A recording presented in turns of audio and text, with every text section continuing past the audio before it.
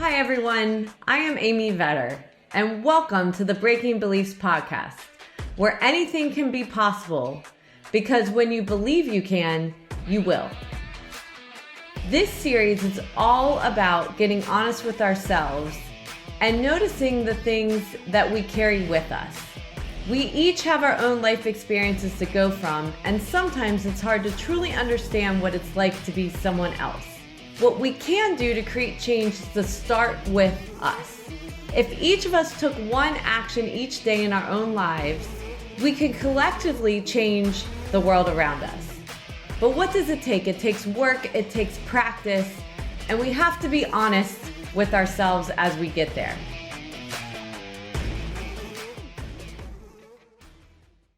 Welcome to this episode of Breaking Beliefs, where I interview Scott Scarano, who's an eccentric entrepreneur with the heart of a lion and the soul of a house cat. Scott loves approaching problems from a different perspective and analyzing solutions. Scott's why is empowering all growth-minded entrepreneurs in his reach to thrive and prosper. Scott's Paget team is filled with passionate advisors with unique personalities who share the same virtues of empathy and integrity in everything they do. Scott did the school thing and has the credentials, but his real value comes from his questioning mind and grit to push through any adversity. Scott lives in Raleigh, bleeds Carolina blue, and dedicates himself to his wife and his 3 children. My interview with Scott went through his journey and his upbringing, being a part of a family of entrepreneurs and what he learned from them. He shares his own personal growth lessons that has helped him as a business owner, but also personally. We also discussed my new book, Disconnect to Connect, tapping into the power within you to create the life that you desire. So definitely listen in to his takeaways from that book, and hopefully you're having the same as well. We will have an upcoming podcast series completely dedicated to the book, so buy your copy now so that you can participate in our podcast book club. Welcome to this episode of Breaking Beliefs, and I'm very excited today to be talking to Scott Scarano. And Scott, do you want to just get started and give the audience a little background on yourself before we get started? Yeah, I'm an OK rapper. That's my new rap name is OKR. So I figure I should. I saw the OKR. I've applied that more to technology than. That was the point. That's the intent. There you go. The double entendre. I tend to do that in a lot of different things I do. So I just started a school. It's not really a school. It's sort of like an entertainment platform with content, Accounting High. I've been doing that for a couple of years now, and we just rebranded recently. I have an accounting firm, so that still runs. I've owned it for about 15 years, and now I'm just trying to be like you, Amy. I'm trying to be in front of other accountants and help out the profession, move it forward.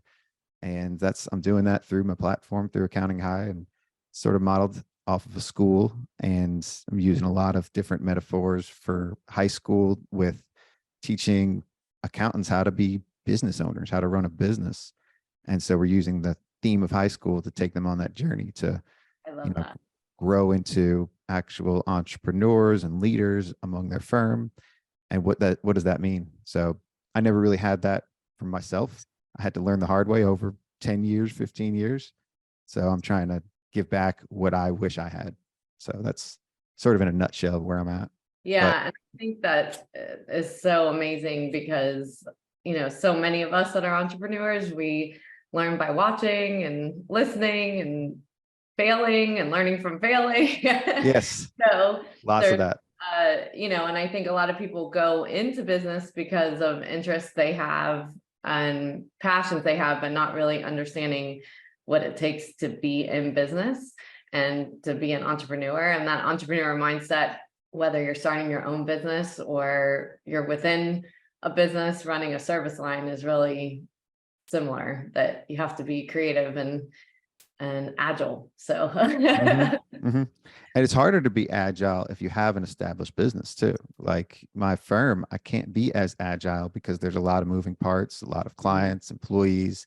So for me as a business owner, I'm like restarting again with this other brand, and I'm able to do different things with that because I've grown and evolved since when I started my firm. Yeah. Well, let's talk about your journey. So let's start from your beginnings. Where did you grow up? And did you have brothers and sisters? What did your parents do? Give us your Yes. background. So I grew up in New York mostly up until I was about 9. That's where my family's from.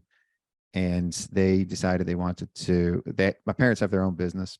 What did they Um, so they, it's a software company for nonprofits. It's accounting have? platform. It's like a GL for nonprofits. So I've always been, but my dad used to work for his dad. My grandfather was CPA, he had a CPA firm, and that was in New York. And my dad did not work well with him. When they worked together, it did not work out. My dad got fired maybe 5 or 6 times, and he would just show back up to work after he got fired. Oh my gosh. Um, and so that didn't work out. And I think that's what kind Why of pushed not? him away from the profession. And I don't know, egos, maybe pride, like, Mhm. it's hard. Like I don't think I'd be able to work with my dad either. Like, and I hope that I mean, I don't know. I don't want to speak for my son if he ever wants to work with me, because I don't even know if that would work out, but I don't want to say that wouldn't. But yeah, so like, I think that kind of pushed my dad away. He was a CPA, and he worked for my grandfather. And at a certain point, he just finally decided this is not for me. And he went into sales, and he did a few other things. And then he decided he was going to start this. So my grandfather built out a GL within his firm back in Mm, like the late 80s, like early 90s. And it was DOS based. It was basically for his clients, his nonprofit clients. okay. And he realized he couldn't have it within the firm and also build a software platform. He learned that early days. So then my dad took it over. So that's the company that they have. Got And it. it went from DOS to Windows based, and then they moved it to the cloud like mid 2000, like 2006, 2007, around that time. I've been adjacently connected to all of this accounting my whole life. Like, I had no choice but to go into accounting.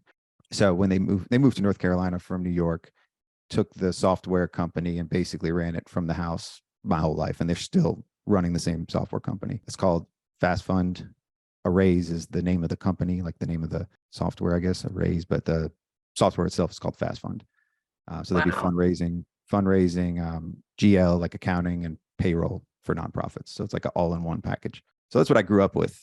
So was your mom in accounting or My what? mom's done the marketing. She's the creative side. So that's where I Mhm. get that from. And she's always been like the marketing, the branding, and she's always had her own little side things. My whole life, she always had different brands. So when I was really young, she decided she was going to sell kids fonts.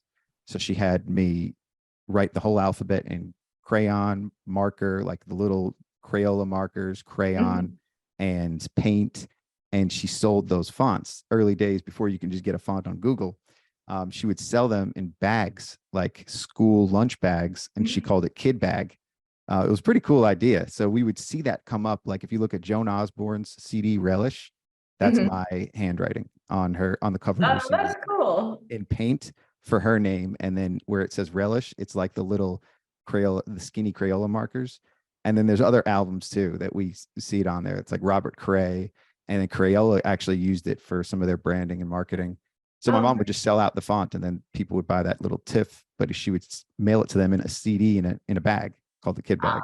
uh, So I remember once at my elementary school, she had all the kids draw stuff. And again, this is like early days when I was in elementary, and she had an animator animate the kids' drawings, and she sold that too as like little clip art. And so we'd see that show up sometimes too on like little ads and branding and things. So this was like early days. This is wow. how I got that whole, like, I've been always exposed to computers and branding and marketing. Like, my mom's always been like tech forward. So she's been Yeah, the tech person. My dad's the accountant. So that's sort of where I get my mix, and that's how I got into this world. that's awesome. Literally. So, Yeah. yeah, and I think just to go back to your dad for a second, because this happens so much in the accounting profession of other generations coming into an existing practice or a family practice, and that problem happening where a younger generation comes in and has new ideas and Yeah. the older generation doesn't ever want to move over, shift for those ideas. And I do think it is such an important thing for people that are in those situations to figure out how to maneuver that. And I think that was probably a great solution of letting your dad lead up something totally separate that was still part of the firm. Yeah, yeah. So we got that creative freedom. Yeah, it worked. I get it worked out because their relationship improved after he moved to North Carolina and after he took over the company. Then all of a sudden, they got closer over time too, and it Mhm. wasn't as much tension. I don't think it. I don't even know the details, but I definitely think it was more of like pride and ego getting in the Right. way for them not being able to work together. Because my grandfather's forward thinking enough as it is. Like he was creating software within his firm at that time, and he's hiring programmers at an accounting firm in the 80s and 90s. Right. That was kind of unheard At of. the And it's time. still Yeah. unheard of today. People, we still talk about that stuff today as if it's like foreign. And is there a certain type of not-for-profit he was going after? Honestly, like it was more of the ones that needed audits. So it was more for Or? like the Okay. audit. Now it's fund accounting, which I know a lot of firms that work with nonprofits that don't even do fund accounting anymore. So I'll ask my dad about that. And he's like, well, they need to. And they also say that's sort of like an 80s or 90s thing to be doing. You don't necessarily need to do that. You could use QuickBooks for it now. And QuickBooks is a big competitor of their software. So Right. he doesn't like to hear that. So he doesn't even like me giving him ideas about what he's doing. Like, Exactly. you know, you're spending all this time on the fund accounting, but is that really where you should be focusing your time and efforts? So yeah, so that's Yeah. I don't get myself involved in what they do. So Exactly. So then from a young age, did you always think you would run your own firm or business from watching your grandfather and your parents? man, when I was a young age, I wanted to be an actor. I wanted to do some Okay. entertainment type stuff. Like that's all I ever wanted to do. And I think I went into when I got into college, I went into business because I knew that it's safe to be an accountant. Like that was my goal, or at least when I first went to school, I went to school to be an accountant because that's what I knew. That's what my grandfather did. I want to be like him. But once I got to college, my mind opened up wide, and that's back when I wanted to do the entertainment again. So then it like full force. I was taking screenwriting classes. I had a TV show at the school, and I was learning how to do entertainment. I was trying to learn how to rap too at that time, and all that came crashing down when I got arrested. So like at the same time, I wasn't really too in touch with the reality of things because I was doing a lot of drugs and I was doing things like, things that I'm not too proud of, but I learned a lot from, let's say. So I learned most of my business sense from that business that I started, which was not legal, but I did learn a lot about business. I learned about inventory, I learned about pricing, I learned about So customer let me service. guess what your business, why you went to have problems or got arrested. Oh, it was cocaine. It was drugs. Like that was the business. I was Okay. making a lot of money. It was very profitable, but it Yeah. was not legal. And How did so that even get started? I had some friends that started doing it, and it was mostly just, and this being 420 today, I guess I could talk about that, right? Like that's today's the national day. Like, so Yeah. it started very innocent. Everybody was selling. I thought everybody was selling weed. It was just like kind of normal for people to Mhm. be doing that, making some money on the side or getting theirs for free. So I was like, I could do this too. I was very well connected. I knew a lot of people, and that kind of worked out. It was just sort of on the low, and everybody was kind of cool with it. Nobody really cared. At least I thought. I mean, I was in my own little bubble. But then it graduated to other things, and it was super profitable, and I was making money, and it was like, mixing that with, I was also doing the entertainment, and that's what you see when you listen to rap or when you watch movies. Like that's what the movies I was paying attention to, like the movie Right. Blow and all that, like Scarface. Hmm. So it was more of like I was I was in that whole little world, and I thought I was invincible like any other kid. Um, Yeah. so So how did you get yourself turned around? That's an amazing um, story. yeah, well, after I got arrested, it was, like, and I was fortunate enough that with money and with the current situation and how drug, like how that type of crime is handled I still can't really talk about why or how I was able to get out of that without like doing Mm-hmm. serious prison time. Like I definitely know it has a lot to do with the color of my skin. Like I know Mm-hmm. that for sure. And I not really like in a position to be talking about why or how that happened, but I'm fortunate, let's just say, very fortunate that that's the way it went. And I was able to rebuild my life and they gave me a chance. Like it wasn't like they threw the book at me. Like they gave me a chance to go rebuild my life. I was young enough.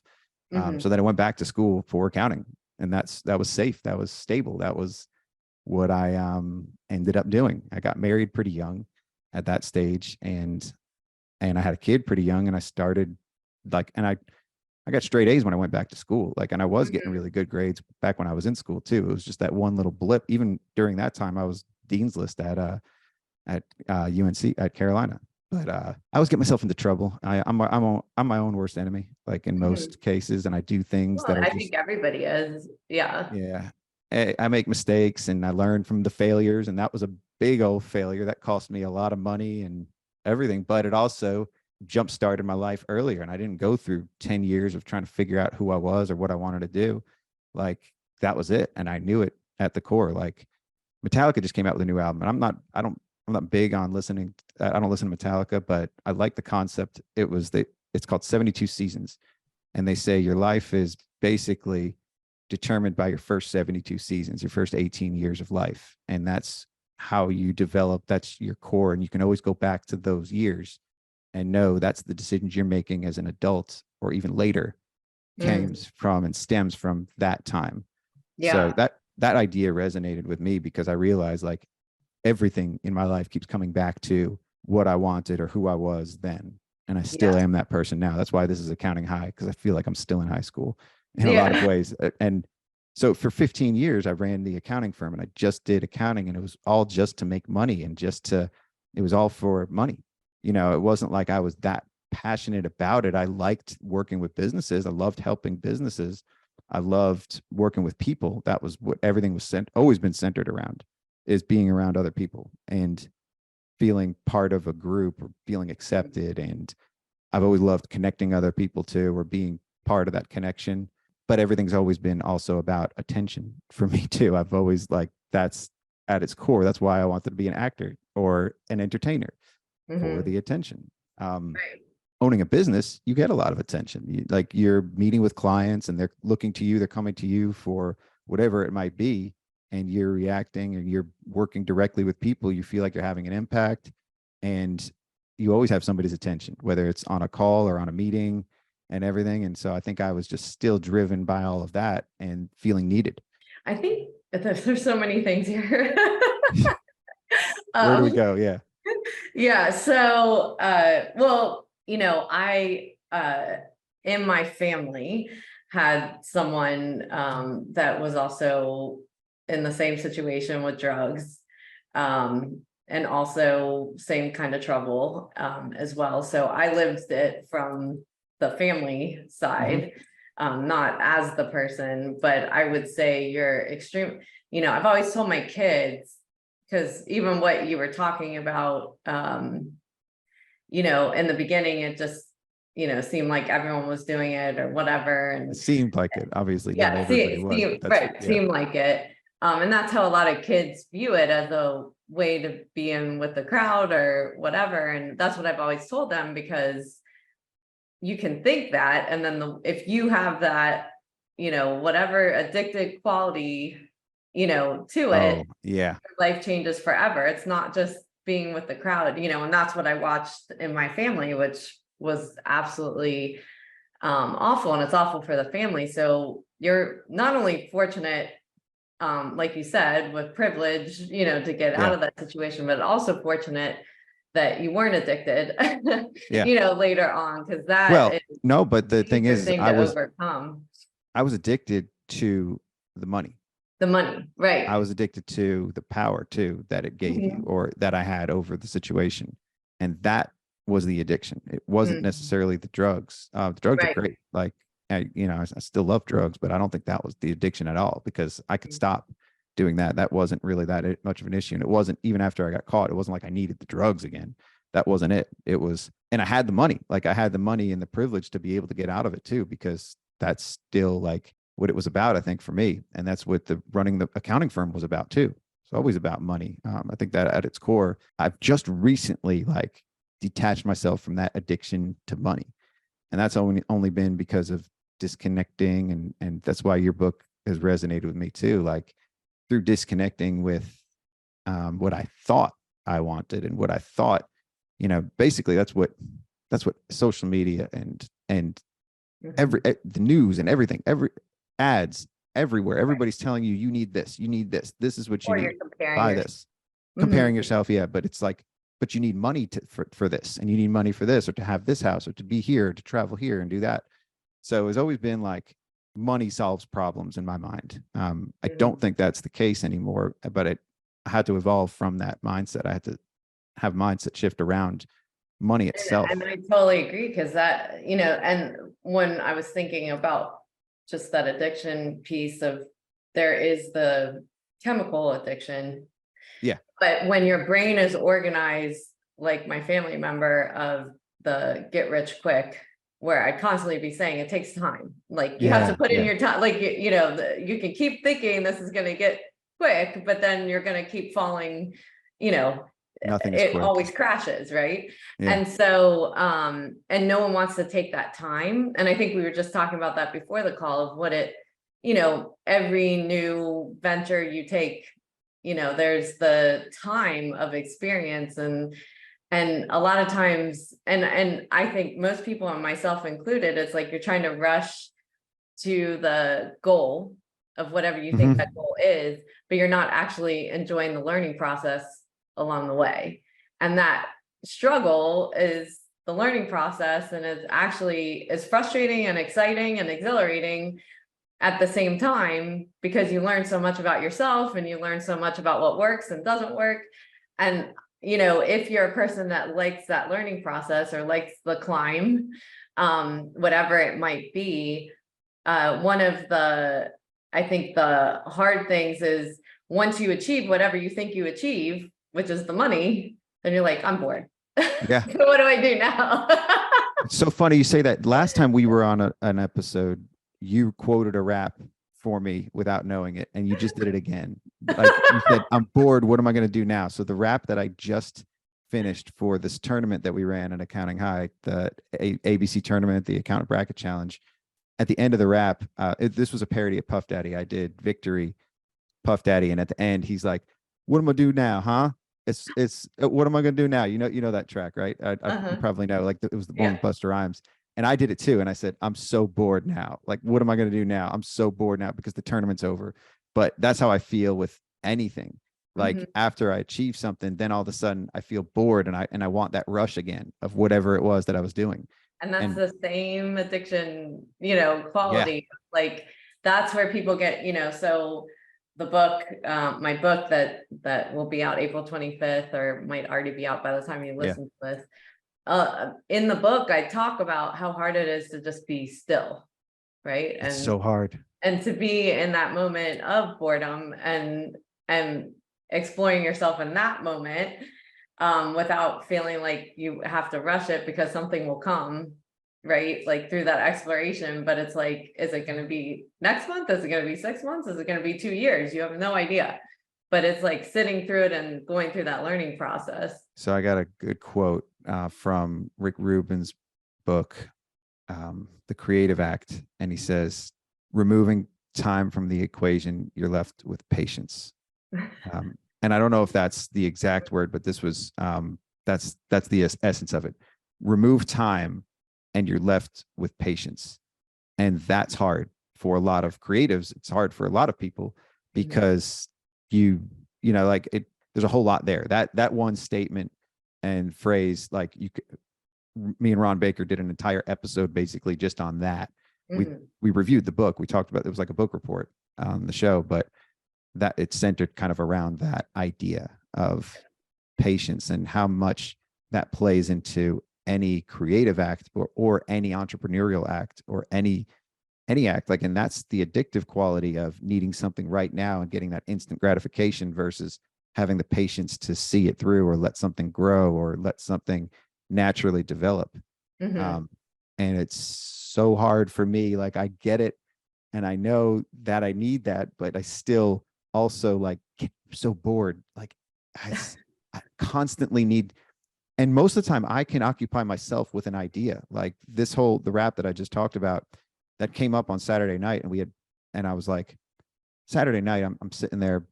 I wanted to do a rap for the winners of the tournament, and I'm looking up tracks and I'm trying to figure something out. And then I found it. I saw Victory, and I said, and it all fit perfectly. Like Puff Daddy talks about cat. Like he said, he says the word cat and uncat one. And Puff Daddy rhymes cat four bars in a row. He says cats. Like it just all of it was fit perfectly. So then it consumed me for 3 days, and I couldn't. Like I was present in the house, but I wasn't attentive to anybody or anything. I was just writing this rap. We went to my parents on Sunday, and the whole day I'm in a room just writing the rap. Like I haven't paid attention to my kids in 3 days. Like I've been with them, but I've been doing this rap, and I finally finished it, and we released it on the show. But it consumed me, and but I was energized. I was like full of life during that Right. time, and excited, and like coming up with ideas. So I don't know how to navigate that still. Like that's still a problem for me. And Mm-hmm. I see that as an addiction because that was a rush. Like that Mm-hmm. right there, and finishing it was a rush, and releasing it was a rush. And then it was over, and it's like, It's a okay, crash. it's a crash. Yeah, exactly. Like not everybody's going to react to it like I did. Not everybody's going to be as excited about it as I am. But like during that time, I think it's the best thing in the world. This is the best one I've worked on. So this Yeah. is still something that I'm navigating through, and I'm still having trouble because I'm always going to have addictions to things, and I'm always going to be really addicted to that adrenaline rush, and I don't know Well, how to and I navigate it. think it's important to know what and not necessarily these things of who we are negatives. It's just important to be aware of what are the things that drive us, and how do we do things in our life that align with what fuels us. Right. Because if we don't do things that are aligned, then that's when we get off track Oh and so yeah. forth. And so there is and if you haven't read this book, if you're a creative, it's called The Big Magic by Elizabeth Gilbert. I have. Yeah. I is it the one with all the colors on the front? Like all like Yes. a blow up of colors? I love Yes. that book. Yeah. And it really talks about the struggle of creatives. And when you turn your creativity into your career, and it's not necessarily you're still within guardrails, right? Because you Yeah. have to, please whoever it is that your audience is, or the person you're creating for. But one of the things, What if you're creating for yourself? Then it's not. That's the difference between an artist and an entrepreneur. right, Artist is creating for themselves. right. Entrepreneur is creating for the audience. But if And you're driven by money, right, right. Then the artist is also yes. That's actually a can't really be a good point. starving artist. That's a really good point. Yeah. And I never wanted to be a starving artist. That's why I Right. went into business. And that's Hmm. also why I'm starting my artist type stuff with a business mindset or an entrepreneurial mindset. So then they fuel each other and they're Yeah. interwoven, kind of like you say with the harmony. Like that's Yeah. the only way to find it is if you can intersect your passion and your purpose, which we talked about in your episode. And I've talked a lot about it in my raps and everything. It's finding that intersection, but then always keeping the audience in mind is still hard for Mhm. to create. Like unless you go with the specific intent, like the rap that I just did was for the winners. It wasn't for me. Like I didn't do Right. it for me. I did it for the winners, and I know they won the tournament. So if I did it for them, then everybody who voted them in to win should also like it too. Yeah. Essentially, right? Like I love where you went with that, and I need to go back and reread that book because when I first read it years ago, I wasn't at the stage in my life where I am in now, and I think it would have a different impact on me now. Yeah. So I'm glad you brought that up. That's dope. Well, and I think, part of why I was thinking about it too was she was talking about who owns an idea and Mm, in this book. And she talks about an idea she had, and she changed her mindset because someone else ended up doing the idea because life got thwarted and she had to change paths or whatever. It's a big long story. It was really good. But the moral of the story, which is something that stuck with me from that book is no one owns an idea. Hmm. That, creatives come up with so many ideas that they float until they find a home. And sometimes what's hard is that if you are creative, you come up with ideas all the time.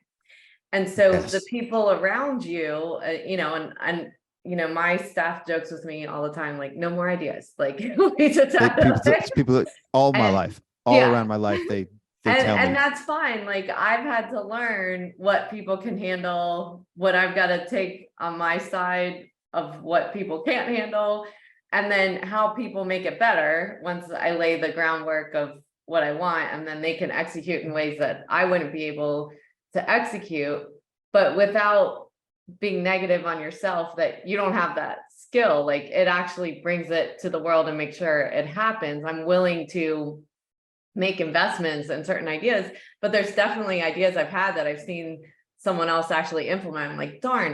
And people will go, like she says in the book, like, people were like, that was my idea. It wasn't your idea.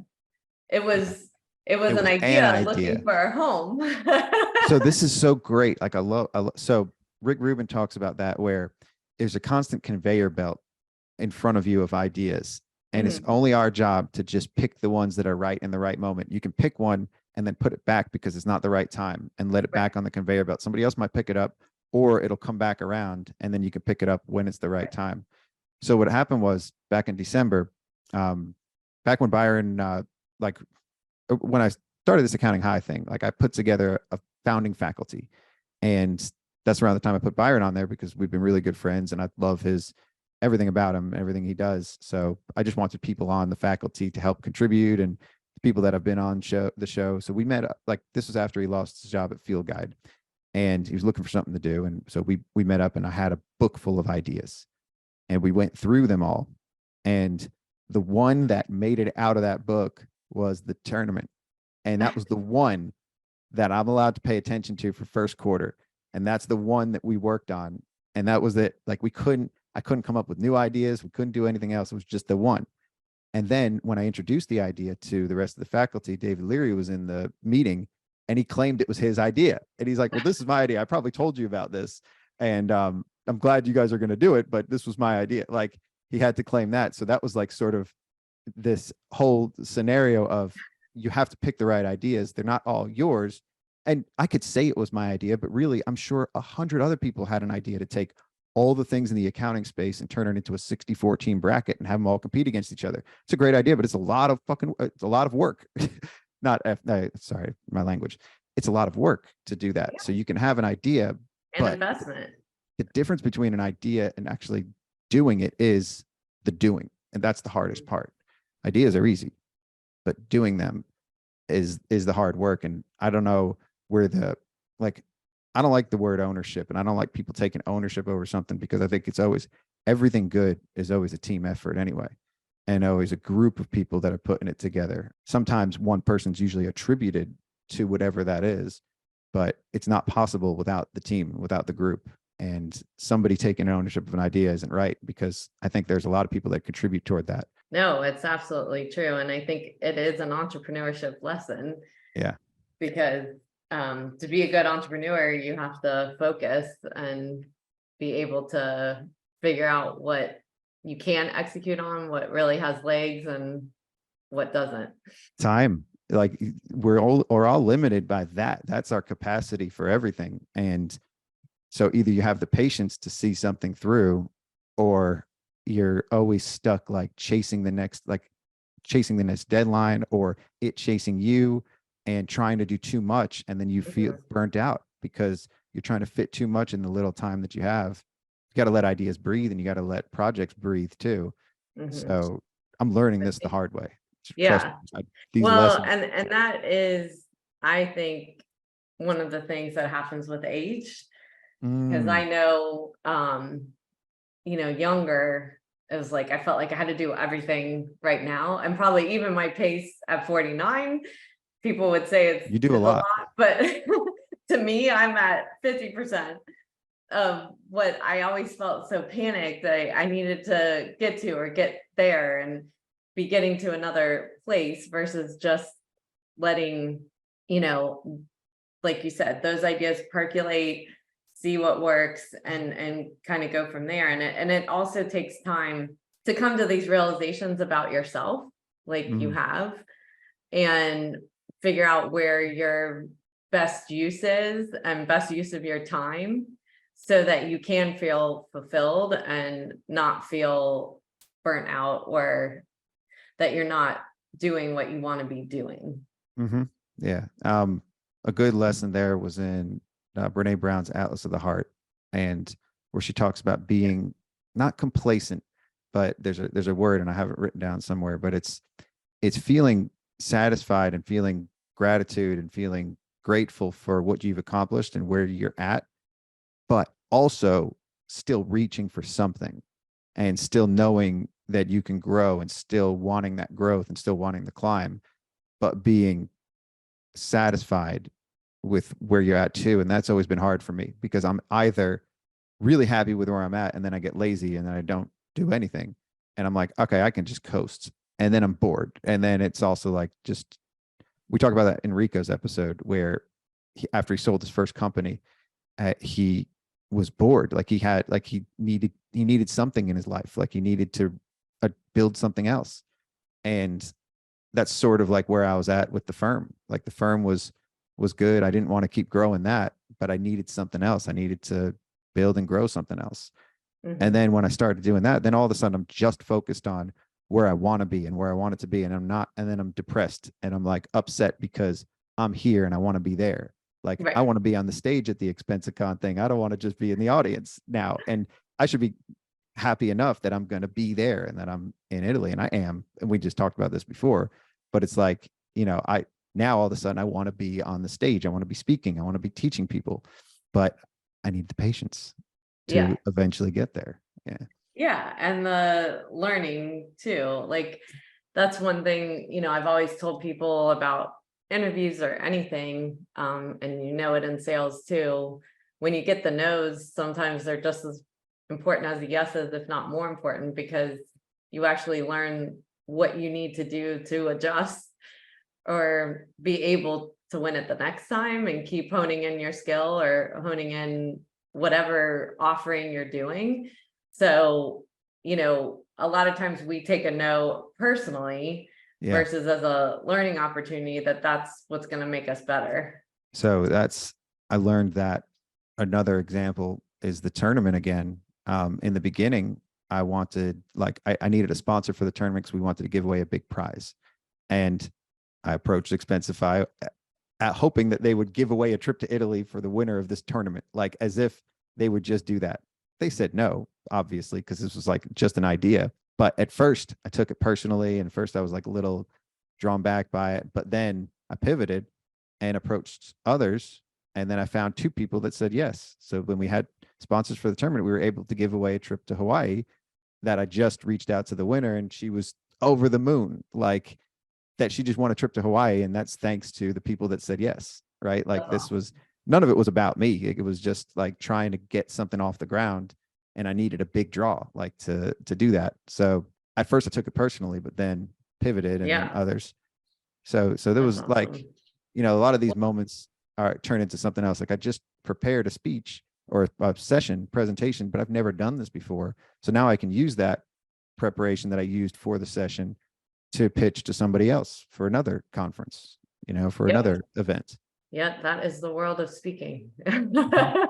Yeah, For I'm sure. learning this the hard way, like because I do take things personally, and if I wasn't on a call with you right when I found that out, I probably would have taken that personally too. So thank you. You've already helped me in so many ways, Yes, and I'm the just a guest on here. Yeah. is So not for the lighthearted, for sure. Yeah. no, it's not.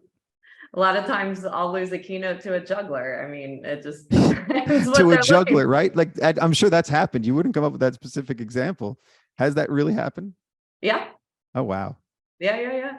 And it's interesting because they're trying to see like all these different, types of ways to engage people. So it's not even like you're really going up against someone that has a It's not topic like yours.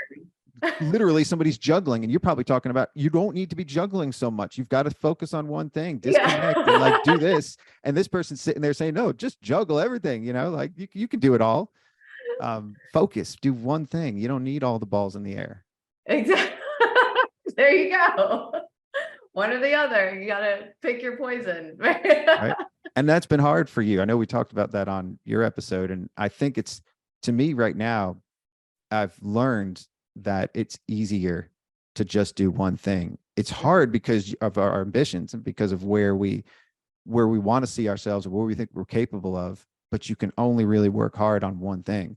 So I finally decided, like, that's it for me. I just want to do the raps. Like, I know that I don't think that can make a full blown career out of it, but I might, I might be able to, but that's all I've wanted to do for my whole life. And if I don't focus on it now, then I'm gonna be 40. It's gonna be too late. And that's one thing that I learned over time is, and I've learned this through others and through trying to contain my own ambition, that I can't do everything. I can't have all those balls in the air because you're only going to be okay at it. And that's sort of the joke or the play on my rap name, like okay rapper. Like if I don't just focus on one thing, I'm just going to be okay at a lot of different things. Right. But if I go all in and I focus on something, maybe I can aspire to be more than an okay rapper. Like, and that's sort of where my head's at right now, is because that's what I've wanted to do my whole life, and I'm about to be 40. Like, so I'm trying to go all in on that, but that means also saying no to a lot of other things. And I think I can use that as part of my platform. And so my presentations and the sessions that I want to do include raps and include rapping on stage. And I'm not juggling, but I am juggling a lot of different words and trying to make them all. Yeah. I'm trying to make them all fit together, but also deliver a message, the same message that I would deliver if I was just doing a session, just a regular session. And it's sort of like how you integrated all of your passions, the session that I saw you do at Appy Camp, where you got everybody out of their chairs outside and meditating.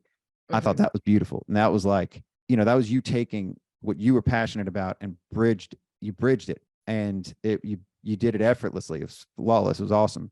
And there were so many learning lessons in there. So that was huge inspiration for me, because I could, maybe I'm not going to get everybody rapping, but I may be able to do something that I love and bridge it with also teaching.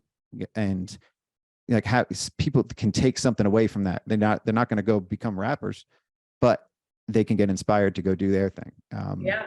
So that's like, it's so hard though. Like when I have all these ideas, it used to be harder. And now I think it's easier, because if it's not geared toward that one thing, then it's easier to say no. Like, this isn't for me. Like, it used to be that I would just say yes to everything too. And it was so hard to say no to my own ideas and to my own ambitions. I was saying yes to that, not just to other people. I think disconnecting has helped me say no to other people too. Like I'm fully disconnected when it comes to like notifications and being online and the news and everything, all the noise. I'm disconnected from that so I can listen to myself. But then it was me that was pulling me away from other things and distracting me. So it wasn't external inputs. It was my own ideas that were driving me. So important. I talk about that in the book, of just not blaming outside circumstances, because a lot of times we're like, oh, we can't do this or that because of this demand or that demand. There's always a few minutes or a way to rework your day if you learn how to rework your day, or really make it intentional versus feeling beaten down by life and that it's coming at you. I mean, there's always times of life, like right now, I've got a million things happening with my kids moving on and moving and all this other stuff. But it's like, those things you can't control. Life happens. And then it's like weathering those times, but also making sure you're not saying, oh, well, I've got to give up everything. It might be a short moment, but that you make a commitment and a dedication to what it is that you want to make sure happens in your life, because you just show up better for everyone around you when you do. And when you accomplish that thing. So you were talking about when you're writing your book, like that's like being pregnant almost. I think Ron Baker compared it to that, or it's a very long pregnancy. A long pregnant, right? But that's the thing though, is once you get it out, then all of a sudden, like, you've put something out there and you've worked hard toward it. And the time that you spent on it doesn't matter when you're done, because you could have spent a couple weeks on it or 5 years. Nobody knows. They get that final result. And that's the patience that you have to put something out there that you're proud of. Your kids are proud of you too. And I read their forwards in the book too. And I think that's awesome. That's amazing that you included them in there. That's so dope because you've integrated everything. Like you've pulled it all together, and I can't wait to read the whole thing because it sounds like what I was saying is the same kind of message Yeah. that you've got in there. There's a book I read recently, The Big Leap, Mhm. by Gay Hendricks, and he talks about this concept Einstein time and how we don't all have to be slaves to the time.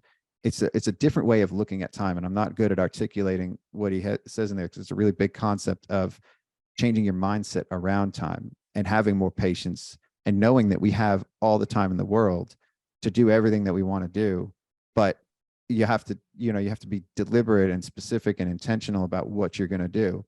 And when you do, again, I'm going to keep going down and I'm going to end up confusing people more than helping. So I'm just going to reference that and say that it's a way of navigating life and feeling more in control over what you do and when you do it, rather than letting time dictate when and how you do everything, and running into deadlines and everything else. I think there's a way to balance all that, and it just takes changing your mindset around the approach, and that's a huge unlock for life. Like Yeah. that's one of the biggest unlocks.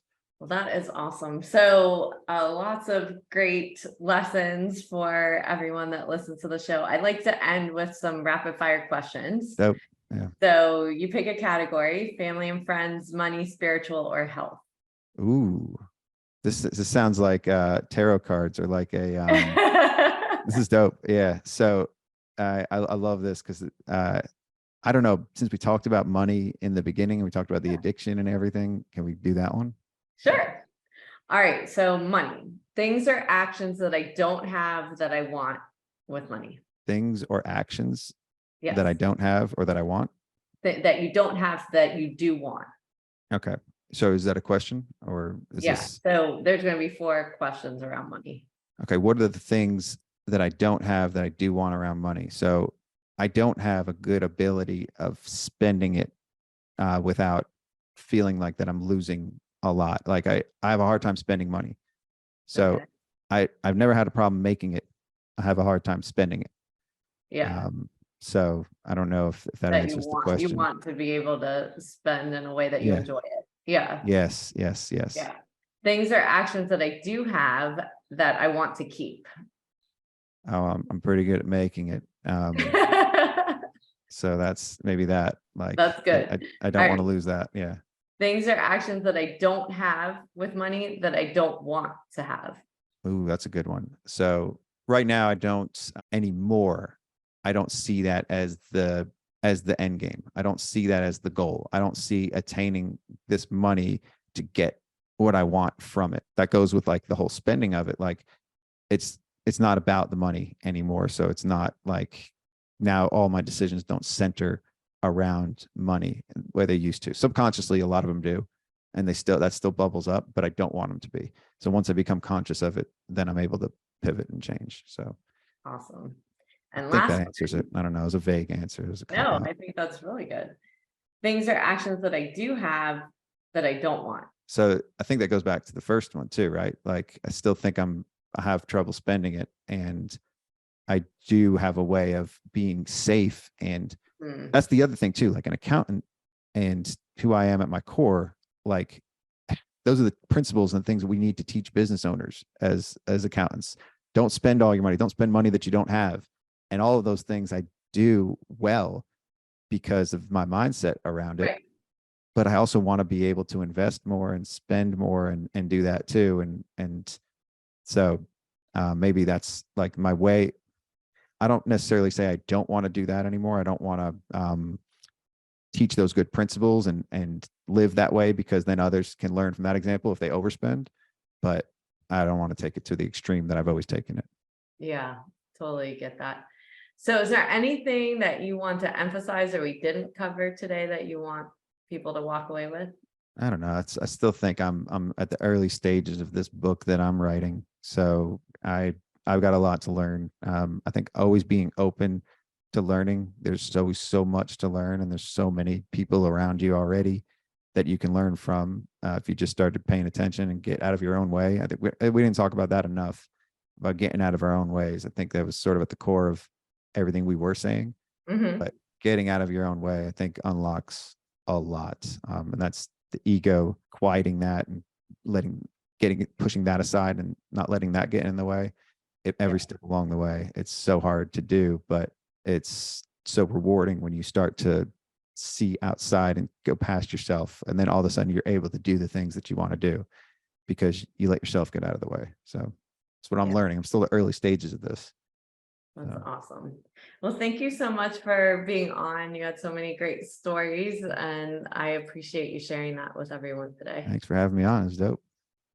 And welcome to my Mindful Moments with this interview with Scott, which was so fascinating hearing about his journey, starting with his grandfather and his father, who had a CPA practice, and his father was working in that practice, and the struggles that they had working together, which Scott narrowed down as egos getting in the way, which I think a lot of times we get distracted by who's in charge, who's the best ideas, and so forth, instead of opening up to that next generation and giving them that opportunity to take that business into the future. And we see that all the time with firms that are family firms or businesses that are family businesses, where that next generation really struggles to come in and be able to take that business in the right direction. But what was interesting was that his grandfather actually took out a piece of the business, which was the software for not-for-profit fundraising,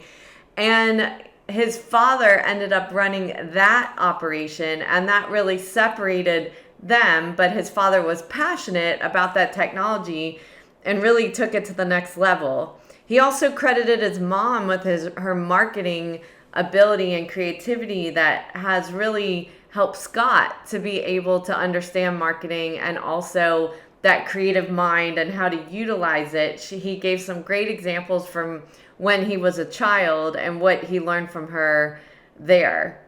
So Scott's journey was that he wanted to be an actor, and that's what really created bliss or that happiness for him when he was a child. But once he got into college, he realized that it would be safer to go into business, and having a family of CPAs that he's seen saw that really gave the right foundation to having that secure, safe career for your family.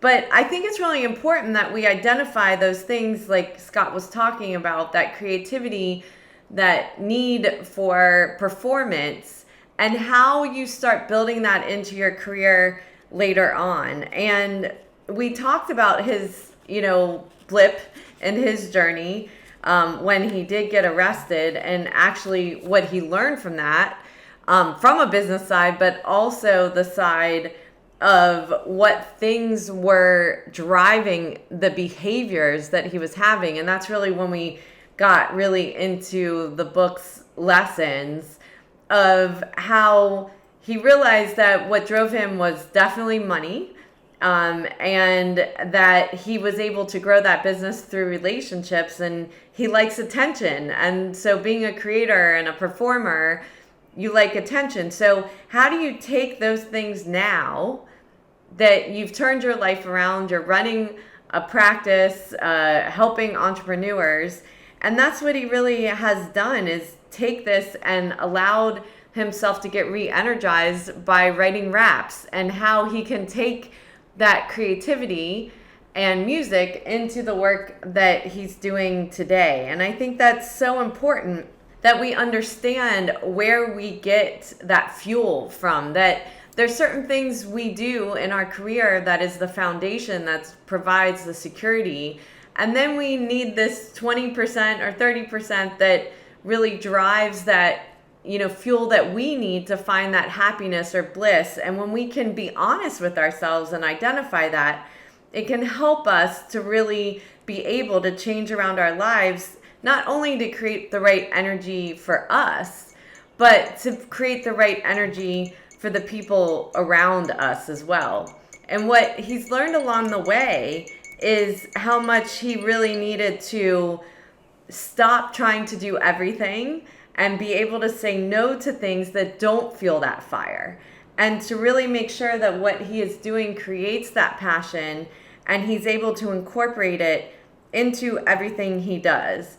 And it is a constant learning process, which we ended with, about just staying open to learning and making sure that you get out of your own way, that you don't let yourself get too hard on yourself, where you don't enjoy the journey and some of the lessons that you are finding about yourself and what creates happiness for you. I hope you enjoyed this interview. I know I did. There were so many great lessons with it, and you'll share it with your friends and colleagues that you think it would be helpful for. And also go out, get my new book, Disconnect to Connect, which we talked about some of those lessons in this book, and we will have a whole podcast series coming up this summer. So read it now, and then we are going to break it down chapter by chapter so that we can have that virtual discussion. So you'll be able to send in your questions prior. Thank you very much, and I will see you on the next episode.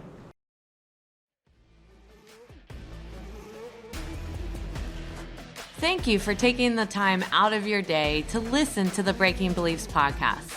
I hope you will take a moment to pause before entering back into your day to reflect on this podcast and note 1 to 2 actions you are inspired to do from today's conversation that you could incorporate into your life. To read the full blog and listen back to this episode or any other, you can find them at www.amyvetter.com/Breaking Beliefs podcast and related videos on my YouTube channel. For daily inspiration, follow me on Instagram, Twitter, Facebook, and LinkedIn at Amy Vetter CPA. I hope that you will choose to like this and subscribe to this podcast on iTunes, Spotify, and more so that you can join us for more inspiration on our next episode.